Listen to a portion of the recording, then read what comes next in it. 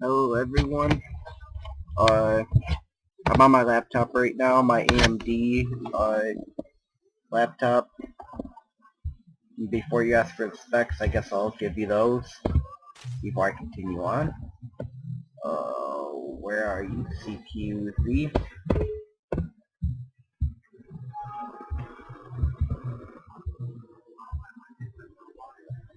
Oh well, screw it.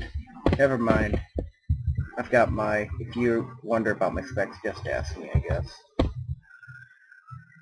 some reason it's not picking up my core clocks and everything, but it's at 2.1 gigahertz. Got 4 gigs RAM and an ATI 4250. Pretty good for $400 laptop, but anyway, that was the reason I was going to make this video.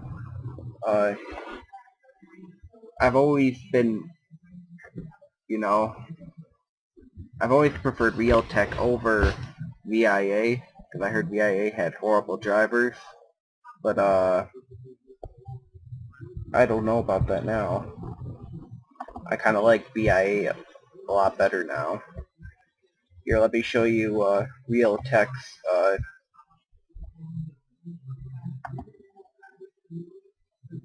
wait, what am I doing? Use their actual audio manager. It looks like it was designed for Windows XP. It barely has any eye candy to it and very little things you can do with it.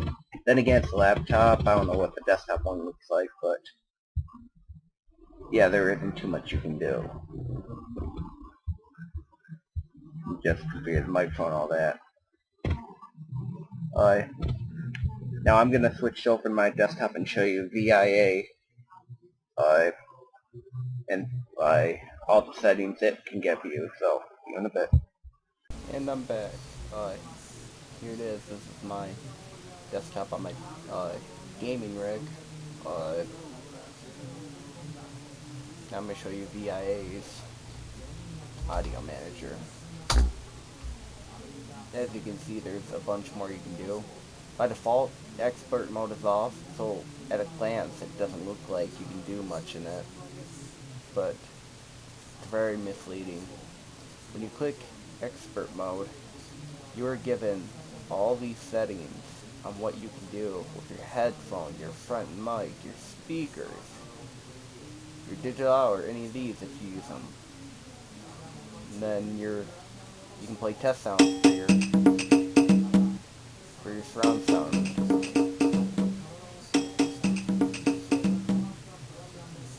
which is pretty cool. But you can do that in Realtek, so it's not that big of a. And you can change your sample rate, your bit depth for again all of these.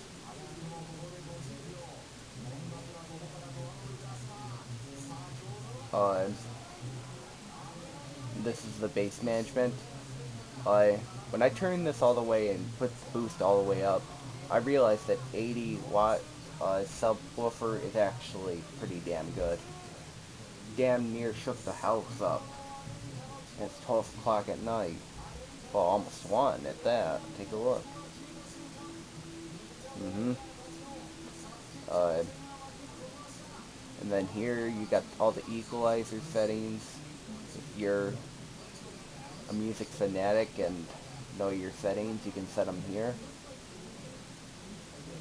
And environmental modeling, I guess. Auditorium, club, blah blah blah. Underwater, theater, bathroom. I got on club right now. I didn't even set that. Maybe I should just disable that. I'm not a big fan of that kind of stuff. Room correction. Like if you got a speaker behind you and your surround sound that's far away from you, you can put the sound up so it kind of equals out the sound from your speakers, so you can hear behind you and everything. Makes a big difference in video gaming if you want to hear that guy behind you.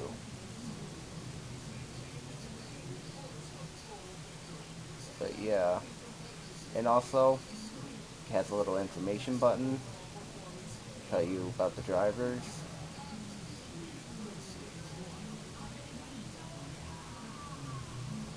looky here. You can select the language you use. You can either redirect your headphone, which means uh, all when you're plugging your headset, it would completely take over your speakers, and you'd only be able to hear out your headset. But I prefer to make it so I can manage the headset independently, so that way, like I can play my game and have the game sounds go through the speakers and be able to talk with my friends through the headset. I hear the voices through the headset and I can talk on the headset. I don't know about you, but I can barely hear my friends when it gets mixed up with game sounds. So I find that very convenient to have it go through my headset instead of my computer speakers, or have everything go through my headset. Just being a big pain in the ass to hear people. So yeah, it's a good idea to do. I don't know if you can do that in Realtek. Maybe the higher end Realtek uh, built-in Realtek audio chips can do this too. But if you have, I don't know if you have VIA and you have a front mic and headphone jack, you should be able to do this. It's very nice. When I first looked it up, I thought I'd have to get another sound card to be able to do this, but turns out I didn't have to. I can do it all on my built-in audio. Works for me. Well, that's it. I went from not liking VIA, hearing they're bad, trying to stay away from them, to really liking their drivers. I haven't really had any problems with them. The only problem I had with it was with audiodg.exe, but that's apparently a Windows Vista memory leak problem. So nothing I can do about that. Just gotta hope Microsoft fixes it, which they probably won't.